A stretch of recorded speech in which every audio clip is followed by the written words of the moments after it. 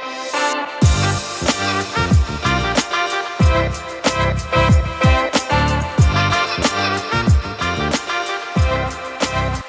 everyone, welcome back to the Intelligent Conversations podcast. Today I have the honor to speak with Connie Ellefson.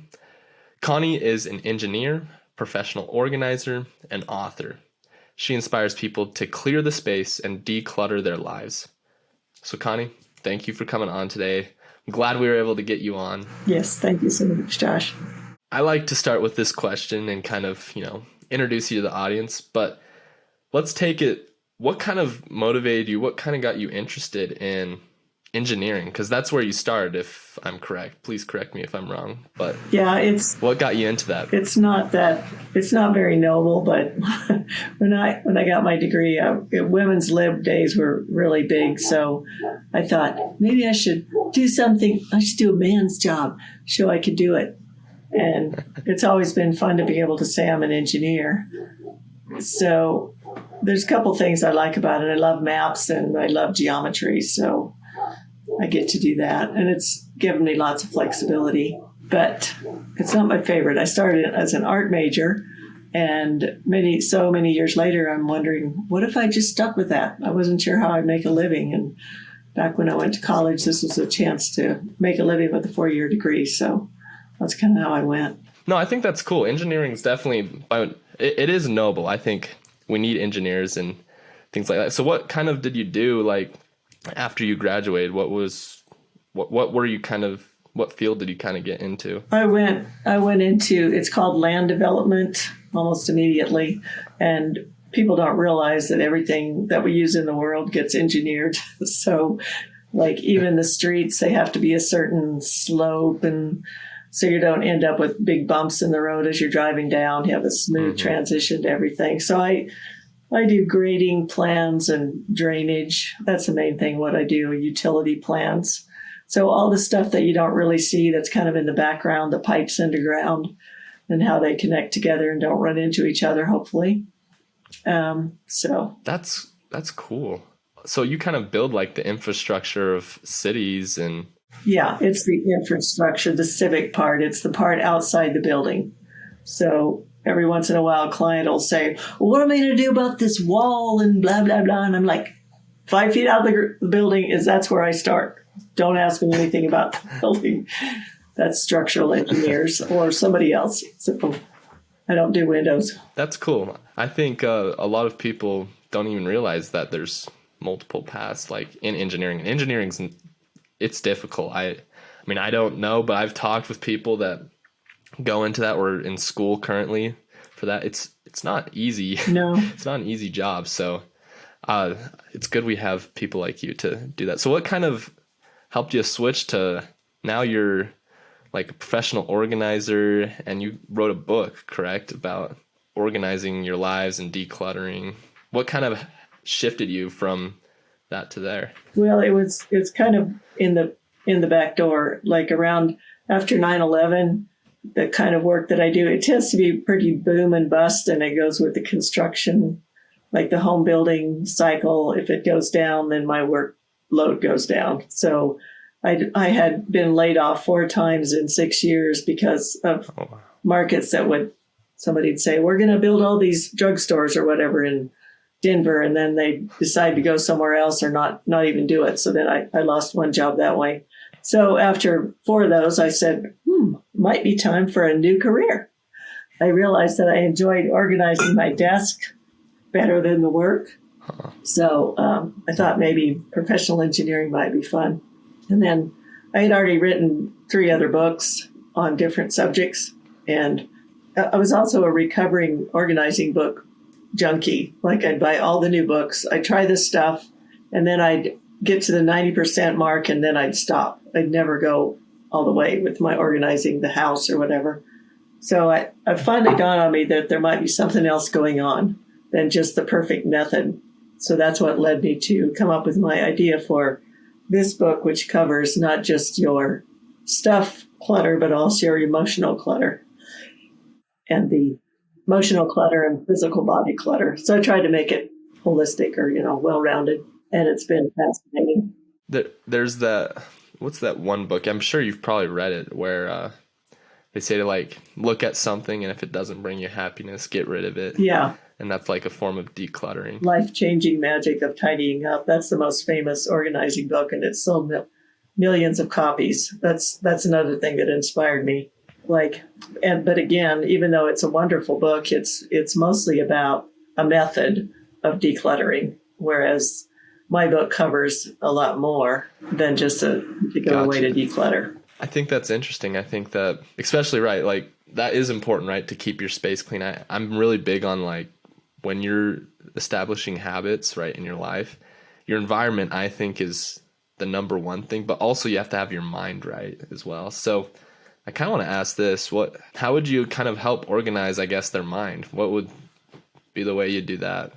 I'd probably ask them. In my book, there's several sections on different emotions that you could declutter out of your life or make it a goal. The biggest one is guilt.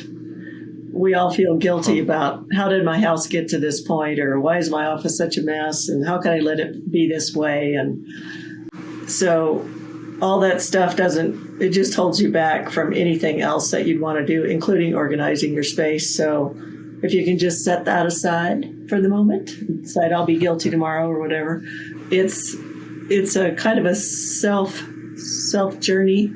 You have to figure out for yourself which emotions are standing in your way. In the book, I also have several different methods of getting rid of some of those emotional blocks. Some are very, very simple, such as just being self-aware, talking to your friends or talking to a counselor or doing some journaling or whatever. Probably one of the best tips that I put in there that I kind of came to me late in the book writing was a thing called the 10-minute do nothing meditation. And it's where you sit down and hopefully look out the window or look at something beautiful that's nice to look at. And you don't do anything at all for 10 minutes. You don't pray or think or meditate or plan. You're just sitting there getting bored with yourself.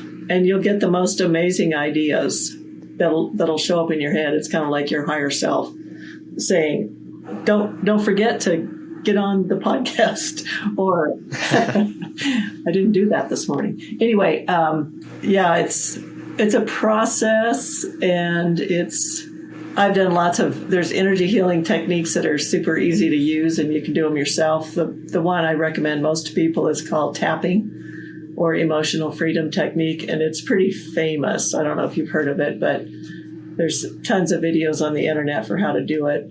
And you basically talk about what's bugging you, and you even talk in the negative. Like, I'm so mad that I keep putting this off and I keep not decluttering my closet and so forth. You talk about that, and you're tapping on your face and around the upper part of your body. And these places where you tap are the endpoints of the meridians that they use in acupuncture. And it has a super calming effect. It just calms down your amygdala, your fight or flight part of your brain. There's been tons of studies on how effective this stuff is. And within just 10 or 15 minutes, maybe even 5 minutes, you can calm yourself way down and get off some rabbit, hamster wheel thing that you're stuck on that's making you feel like, I don't want to do this. I can't do this. I'm terrible. I haven't done it so far. Anyway, you can use it for all sorts of things. I think to your point, I think it's important to take that, like, to slow down sometimes, right? Sometimes we get so caught up in life, right? We're like, go, go, go, go, go type of thing. Especially I find myself in that category as well. It's like, oh, let's go. But what's actually fun is you mentioned the 10-minute meditation or whatever. And it's funny because that's actually how I find like inspiration and like motivate myself to actually do things, because I'll be like working, then I'll just be exhausted. What I'll do is I'll kind of take a step back and I'll just sit there for 10 minutes or however long and just let my thoughts wander. And I think you're right. You get some pretty interesting ideas, some interesting interesting ideas in your mind and like how you can act on that. So I think that brings me to this question, right? Like, we've calmed ourselves down, we've slowed down.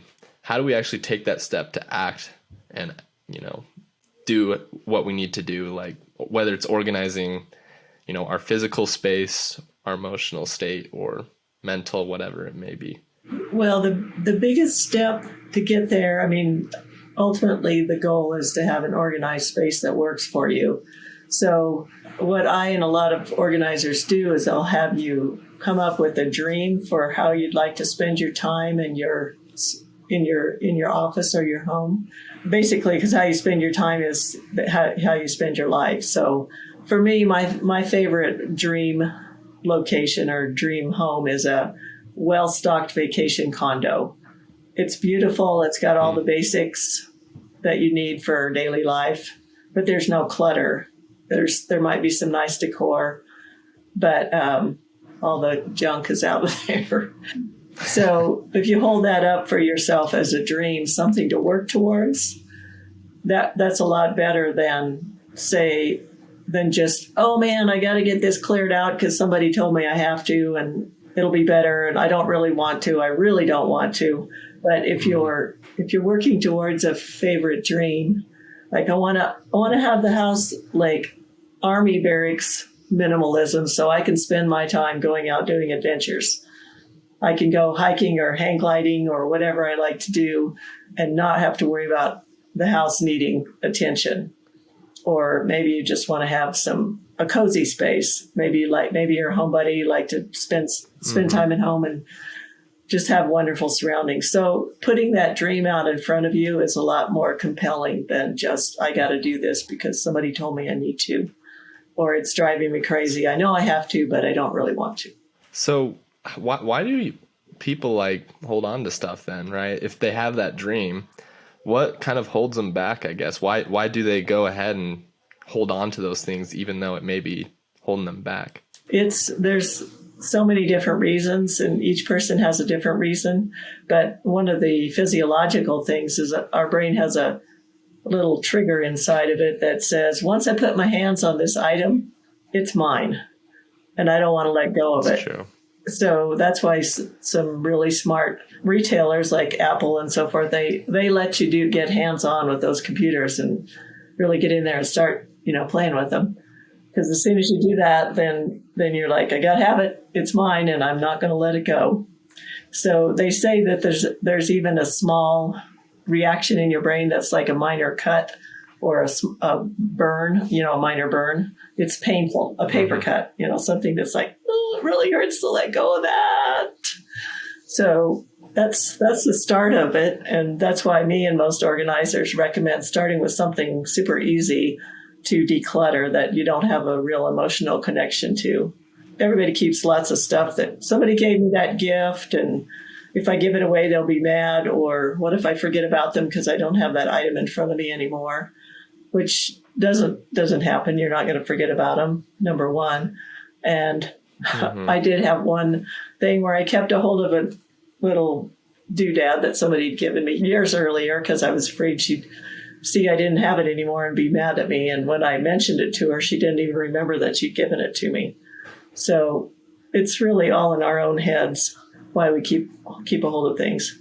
That's fascinating. I think so. I actually had a grandmother. She would hold on to literally everything. Like we found these shirts where they would like cut things up, and she kept the leftovers of that stuff in a box in the basement.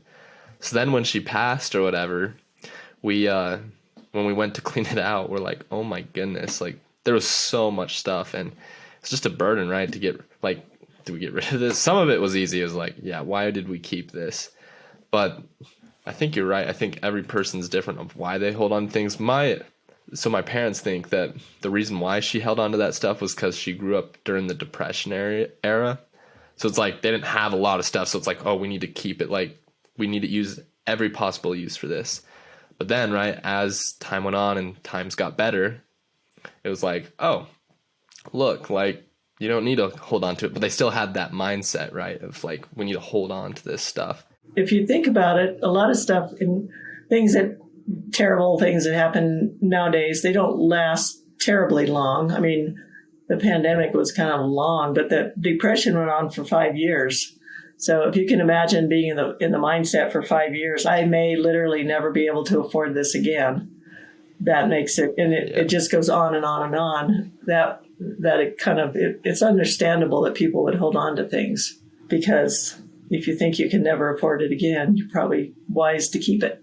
And then a lot of us, we've had those grandparents, and then our parents picked it up from them. And so it just keeps going through the generations. So yeah, don't want to get rid of some of the stuff, right? Like, so how do you kind of just do it, I guess? Like, just take that step and say, you know what, let's just get rid of this. It's not serving me like any purpose.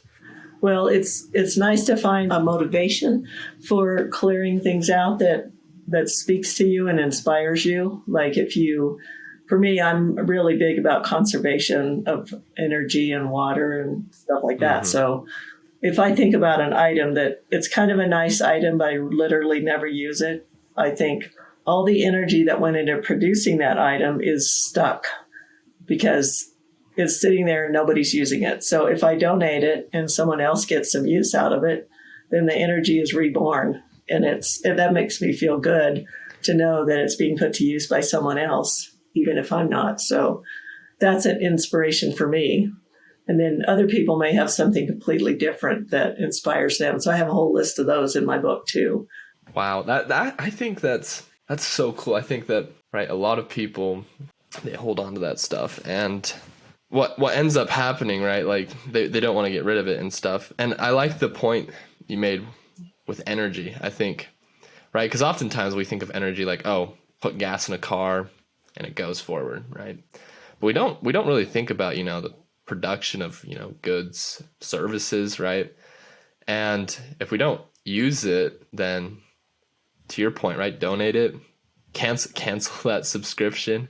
I think that's something a lot of people, especially that, are in college or just, they fall into that subscription trap, right? They get, and then they just forget about it and they don't use it.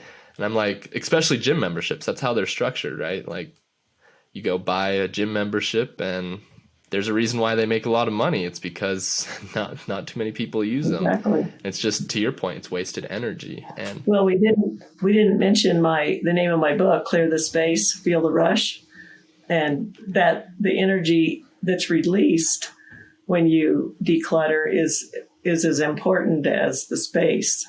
So I didn't mean to interrupt you there, but I'm going to talk about energy when you get done with your thoughts. So no, I think that's great. Don't feel bad if you need to interrupt me. I like the thoughts that you're giving us today. And that's, we could even take a more practical approach to this, right? When you put gas into a car, right, it burns off emissions, right? Regardless, I'm like, that's the released energy, right? So it's, I don't know much about energy at all, really. But from what I know is like what you put in, there's some stuff that are released, right? And just, you can grab onto it or it's just out in the air or whatever. And then some of it's used to, propel it forward, be useful to society or whatever. But that's kind of all the thoughts I had. Did you have some more you wanted to say?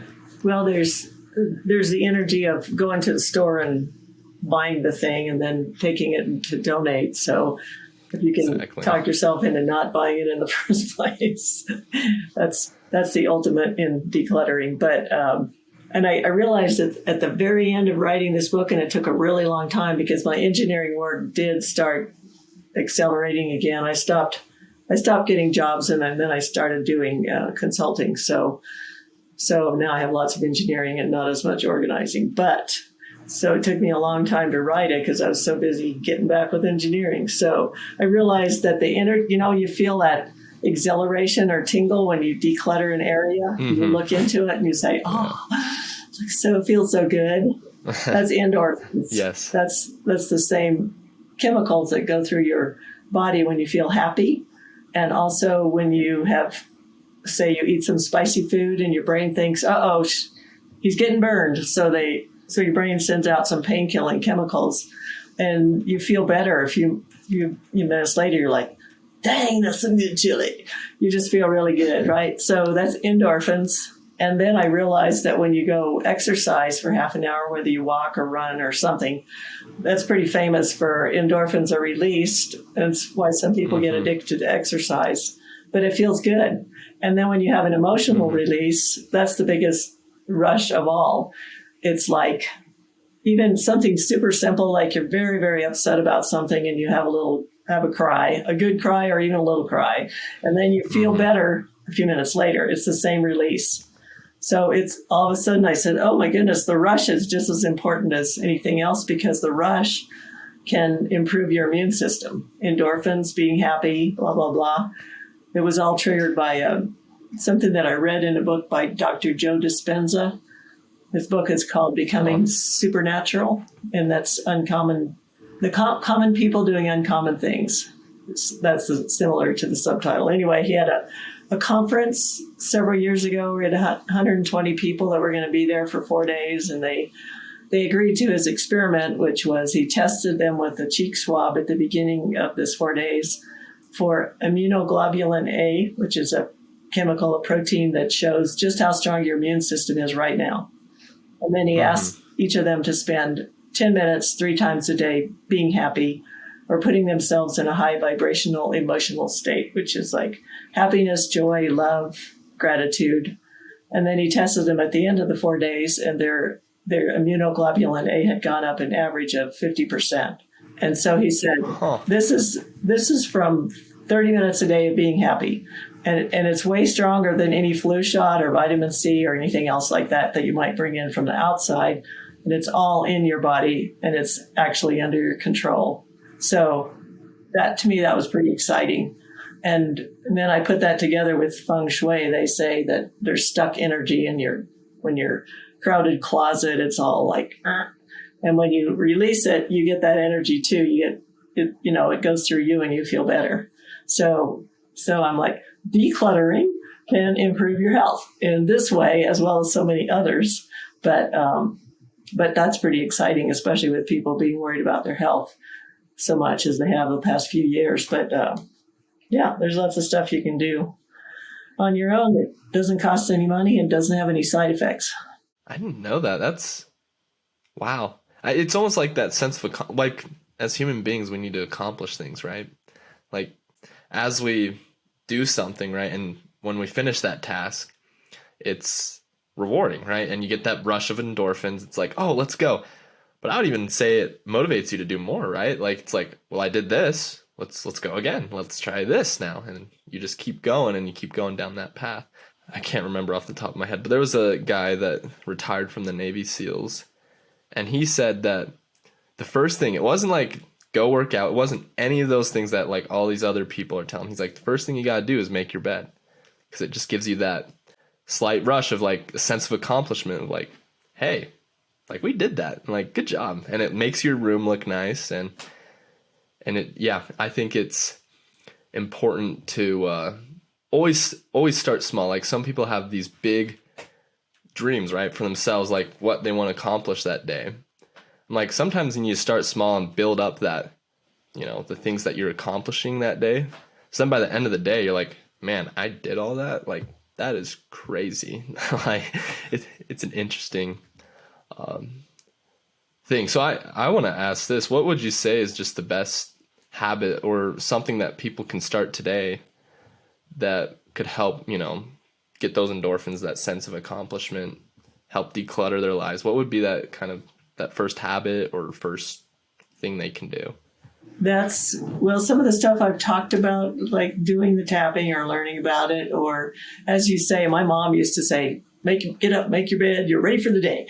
And it is usually the biggest item in your room. So when you clear it off, you are basically cleaning up the biggest item in your room. So it makes the biggest impact. But one of the tapping people, they said they don't just rush right into something right away. They actually sit down and think about the stuff that they want to accomplish. And if they feel some kind of I don't really want to do that, or, they know they want to, but they can't get themselves started. And actually your ideas are quite good to start with something small and build up your momentum. So that's even another way to bring the rush along. And one of the things I've done for several years, either at night before I go to bed or sometimes first thing in the morning, is I'll I have this journal where I'll write down 5 things that I accomplished the day before that I'm proud of. I call them props. So it's basically acknowledging yourself for getting stuff done. And it could be something super small, or it could be something that you've been putting off for a long time. And then I write down 5 things that I'm grateful for. And that sort of puts me in a good mood. And I think a lot of us wake up in a bad mood because we're sad or depressed because we've had weird dreams, and we don't remember the dream, but we remember the feeling. So to do something that gets you out of that as soon as possible, it's probably one of the best things you could do in the morning. The tapping's super easy, but could be something else. Could be even just enjoying your first cup of coffee or doing the 10-minute meditation. That's another good way to get out of the morning blues. So I think not trying to take on too many things during the day. We talk about decluttering your goals and decluttering your to-do list. And so most of us, we don't plan to do something fun every day or something that we love that speaks to our passion. So it's kind of like the old advice about when your money comes in, put 10% away or 5% away for investment or paying off debt or whatever. Don't pay yourself first. If you don't do it, then you never will, because there won't be any money left over at the end of the month. Same thing with your time. If you don't spend some time every day or at least every week working on something that really gins you up and makes you excited and passionate, then when are you going to do it? If you just fill it up with mindless tasks all the time, then you're never going to get there. So it's really important to keep doing stuff that you love, because that's why you're here. That's why you're alive. And that's why don't let it all get frittered away with social media, which makes you feel like you're doing stuff, but you're not really accomplishing anything. It makes you feel busy, but not really achieving anything. Mm-hmm. I think you bring up an excellent point too. I think, especially with social media. So you mentioned a little bit earlier that like you can eventually get addicted to these things like exercise, or social media is a great example. So how do you kind of I guess let that not happen? I guess fall into that addiction trap.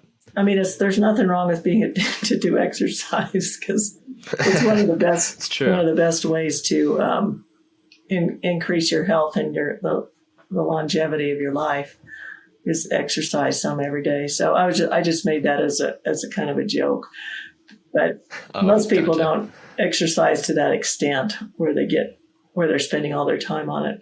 But that's another good reason to do something every day that you really look forward to, is because if you think about doing that thing, and especially this is one of the big points I make in my organizing part of my book, you're organizing your stuff, which is to do it with an eye towards making it easy to work on your hobby or get out the door and go for a walk, whatever you love to do. Maybe you don't love to go for a walk, but something that you enjoy and is fulfilling, not just watching TV. I read once many years ago that a lot of kids, teenagers, they'd actually like to do something besides zone out in front of the TV, but it's so much more effort to get the model plane parts out or whatever. When the TV is so easy, you can just sit down in front of it and you're good. Exactly. So if you set your house up or your office when you're organizing it with an eye towards making it super easy, like nothing in the way of getting to that hobby or working on that wonderful project that you love so much, then you're much more likely to gravitate towards that versus just spending a bunch of time frittering it away. Yeah, I think so. Again, I think it comes back to the energy too, like especially with the TV, right? As human beings, we don't want to spend, we want to preserve ourselves, right? So we don't want to spend as much energy. But at the same time, some of the most fulfilling things require a lot of energy for us to put in. And I think that's one of the more interesting things. I always like to say this, like what you put in is what you get out type of thing, right? So if all it requires you is to sit in front of a TV, it's like, that's great.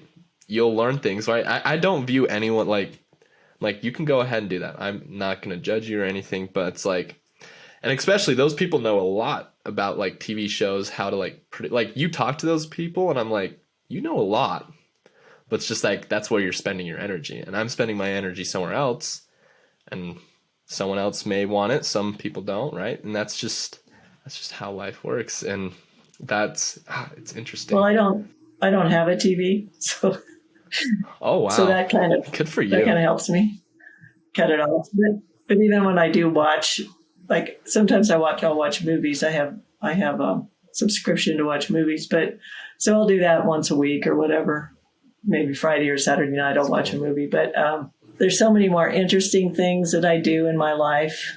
And when I do try to sit down in front and watch somebody's TV show, sometimes I'm like, I'm yawning in 10 minutes or whatever, because I don't want to watch the ads, or it's kind of predictable. Yeah. But every once in a while you just have to zone out too, do something fun and watch your goofy show that you love. There's nothing wrong with that. But TV it brings up a different hormone than endorphins. It brings up dopamine. Video games, TV, drugs, alcohol, they all bring up dopamine. It grips you much more than endorphins. Endorphins are just kind of happy, friendly, peaceful type of feel-good chemicals, but the dopamine can really draw you in. That's why people get hooked on stuff, TV and other addictions. So I just don't go there, man. And for me, there was a few years where I had so much work of engineering that I had to work 7 days a week, and I could not afford to spend 2 or 3 hours. And I stopped drinking too, because I couldn't have my brain out of commission for any, tonight I can't have a hangover in the morning because I'm going to need to work. So that sort of got me out of that habit. Not that it was any big deal before, but life is an experiment, and find some things that make it feel fun and exciting to try to do whatever you're trying to accomplish, and don't beat yourself up. That's number one. Thank you for that. I think that's very good advice that a lot of people can benefit from. And I'm going to ask the intelligent question of the day, and I think it's important, right? Like you've been talking about passion, right? Like that's just something that will release endorphins. It's important to people to find their passion. But sometimes, right, in this world where there's so many things, right, all over the place, right? How does one find their passion in a world where it's kind of crazy, I guess, for lack of a better term?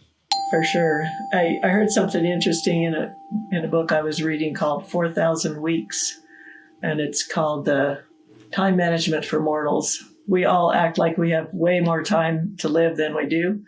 4,000 weeks is about 80 years, so that's about all you get.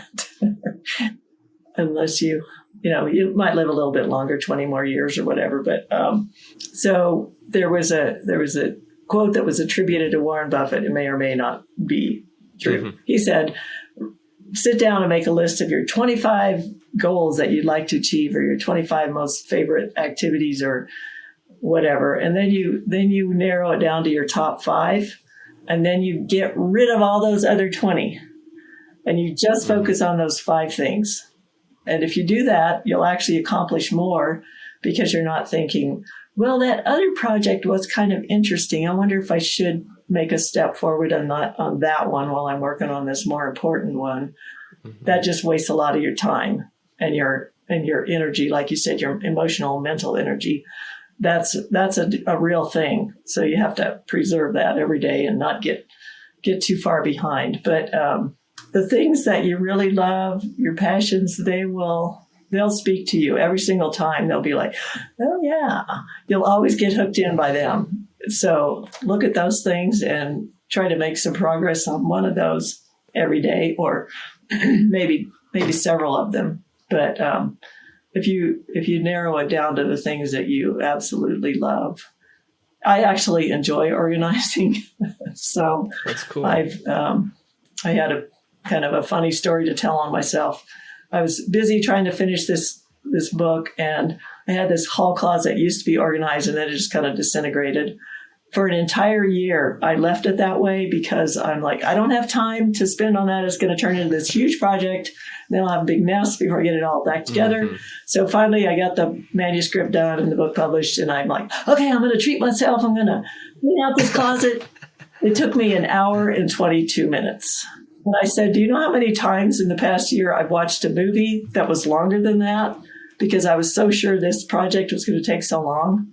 So, just go ahead and do what you love and focus on that. And you'll make more progress than if you try to cover lots and lots and lots of different topics. I love that. I think that's the intelligent answer of the day. That's awesome. I think, a lot of people, especially with I'm just going to kind of give some of my thoughts here, but people spend their time, right? Like, you're like, oh, how many movies have I watched? Things like that. I'm like, try this just once or twice, right? Like, when you go for a walk or work out and just play a video, right? YouTube, Instagram, whatever, right? And your perception of time all of a sudden gets really real. Like, I remember someone just told me, they're like, you want to know how much time you're wasting on YouTube? Just go and run on the treadmill and watch a video. It's going to feel very, very long, very quick. And I'm like, and I tried it. I was like, let's just see. And just threw on a 20-minute YouTube video. I'm like, oh my goodness, this is a lot of time. That's just, we don't think about it, right? Because we're just so into it. But thank you, Connie, for coming on. You've mentioned your book, things like that. What's the best way people can reach out to you, purchase your book, learn more about you? What's the best way they can get a hold of you, reach out to you, all that fun stuff? Okay, well, the easiest way is pretty simple. My website is called clearthespace.com. That's ClearThespace.com, just like it sounds. My book is available from the website, and there's going to be some videos on there soon because that's my passion now is videos. And then it's also available on Amazon and Barnes & Noble and local bookstores too can order it. In fact, if you go and ask for it, I'd appreciate that because then they'll start carrying it. But clearthespace.com is the easiest way. Awesome. Sweet. Well, thank you for coming on today. I enjoyed learning from you, and I'm sure those listening enjoyed learning from you. Great, Josh. Thank you. I got some good ideas too from what you've said. Awesome. Thank you. Okay. So everyone, as you can tell, that is Connie Ellefson. As you can tell, she's a very intelligent person, has great things to say. I challenge you guys, if you liked anything you heard today, to reach out to her. She dropped the information for you guys there. Stay tuned till next week. We have a great guest lined up for you guys. See you guys next week, and let's get after it. Hey everyone, if you liked this episode and would like to hear more, be sure to hit that subscribe or follow button. We release a new episode every Wednesday for you guys to listen to. Thank you guys so much for the support that you give. We could not have done this without you guys. If you would like to be a potential guest on the show, check out intelligentconvos.com and fill out the form there. Thank you guys again, and let's get after it.